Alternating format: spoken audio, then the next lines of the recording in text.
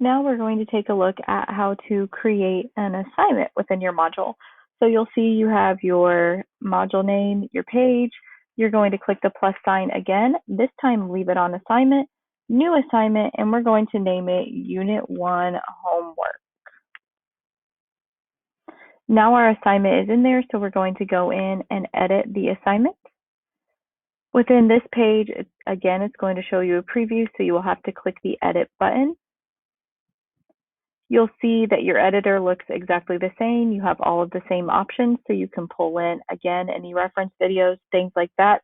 So this is your assignment. You can type your questions in here, anything like that. You'll go down here to edit the points. Your assignment group, this is important if you are syncing to PowerSchool, that you select a category that also lines up with your PowerSchool. And then also you can select your submission type. So this one automatically populates as no submission. You can change it to an online submission, which allows you to do a text box, anything where they have to paste a website in. If you want them to record either a video or their voice directly onto Canvas or upload a file, that's where you can have them record a video or take a picture or type up a document, something like that, and then upload a file there. Or, of course, you can always go down here if you say you want it to be on paper. I know a lot of the science teachers have done some different things on paper. You can always do that. Or you can do an external tool, which will allow you to bring up, say, your Google Documents and things like that for students to edit. You can go down if it's a group assignment, peer reviews, that's typically for papers and things like that. Then here is the most important part down here, the assignment date, and then your sync to PowerTeacher Pro.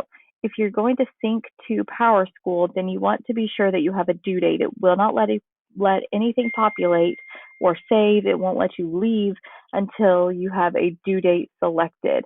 So let's say, for the sake of argument, April 23rd. Okay, then you can select your available from date. Again, I would suggest an earlier date than your actual lesson if we are doing this for distance learning purposes, so that students can have access and be able to ask you for help. And then your due date and your until date do not have to be the same. You can extend how long this is open, and then that will allow students more time if they're not available to get it done by the due date. You can set it up to take away points if you need to do that for things in class, but I would suggest extending your access dates so that students still have the opportunity to complete.